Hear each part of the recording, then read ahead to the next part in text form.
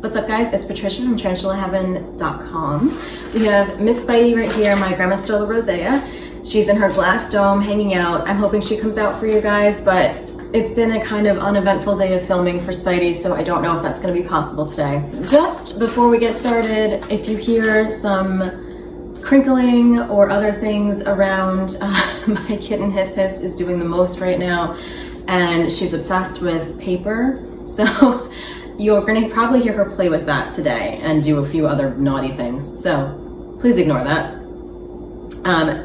Today I'm going to make a video that I was kind of fighting with myself about, like, do I really need to make this video? And I think yes. I think every few years I need to make a video like this, just because there might be new people on the channel who might not have found my old video, and to just give a slightly different perspective as time goes on and based on things that I'm seeing in the hobby and outside of the hobby. Today I wanted to make a video about what is an easy way that we can be good tarantula owners or better tarantula owners to other people, not just the tarantulas. I think this is important because the tarantula hobby has grown considerably thanks to social media and things like that. And there are so many people who are advocating for the ethical treatment and respect for these animals, but there are still people in and out of the hobby that make it harder to actually get these creatures the respect that they deserve. And you guys know, as tarantula owners, we have a lot of amazing opportunities to educate others because the internet and social media allows us to share so many things of our own observations. And people will remain curious if we continue to create relaxed and safe environments.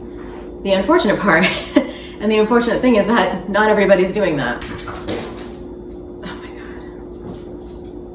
So the worst offending behavior, and I've made a video about this before, so you can definitely definitely search the channel for that. But the worst offending behavior is actually inspired by YouTubers that do these kinds of shock videos. Every now and then I will see a very popular, terrible influencer release a YouTube video about a prank that they played on their girlfriend or wife, or that they mysteriously found a tarantula in their house. These videos are obviously staged, so there's no point of actually making them. You fabricated this entire situation. And they're never done in a responsible way either. The amount of stress that I get from, and anger from watching these videos, I'm sure you all experience it too, is unhealthy. It's so dangerous, it's so irresponsible to not only the poor animal being subjected to this, it is abusive, but also I've seen people act unsafe with tarantulas around their children, like I said, around their partners, around themselves. They're lucky that nobody gets hurt. And honestly, I wonder if after the tarantula is injured or dies, because they'll be running around with the tarantula and doing all sorts of crazy stuff. I wish this were true, that the influencers who are not tarantula owners are the only offenders, but they're not. Sometimes tarantula owners do things like this too. So my point is, don't force people to interact with your tarantula if they don't want to. As tarantula owners, we should know better. Don't pressure them to hold your tarantula or get closer to your tarantula. Don't take your tarantula out of its enclosure around people who are scared. If you want people to respect your pet, you have to respect how they feel about your pet. And you can certainly set boundaries around what they say about your pet, how they behave around your pet, but you should also respect their boundaries if they do not want to be up close and personal with your tarantula. Along with this, and this is kind of on my mind just because I just made a video about Spidey's Halloween costume, so it's on my mind. Along with this, don't tease people with your tarantula's molts. This is a common prank in the hobby. I think it's most common around Halloween, but it really backfires, and I think it works against us every single time. Every time someone has a negative experience with a tarantula or spider because of someone in the hobby, it's a missed opportunity and it just adds to the stigma.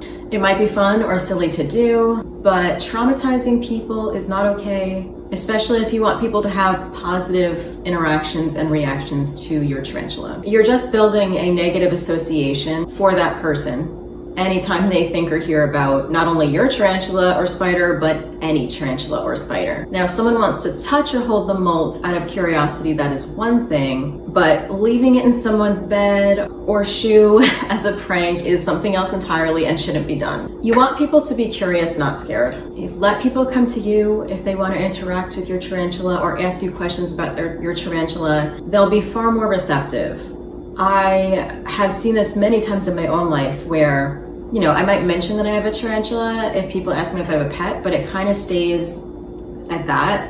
And there are always follow-up questions. People love to hear about it, but they should be the one to ask and judge if they're scared or not. And generally, when people find out how cool these animals are, these creatures are, their fear diminishes just naturally, or at least it becomes more curiosity instead of just fear. So we've got to continue to treat other people well, even if they misunderstand our pets. Now, that doesn't mean that people have free license to do dangerous behavior around your tarantula. It doesn't mean that they have a license to say things that are disrespectful to you or your tarantula. Like, for example, I think the common statement is, burn it or kill it with fire, something like that. I forget what the exact saying is. So you can tell them that language is not okay.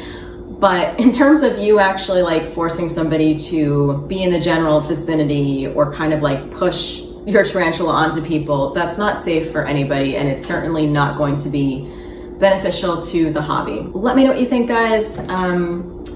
For those of you who have been in the hobby for a while, can you think of any other ways that we can be more respectful to other people or just better with other people about our tarantulas that actually will help the hobby and end stigma even more? Thank you. I look forward to your responses and what you think about this, and I will see you in 2 weeks for Tarantula Tuesday. Take care. Bye.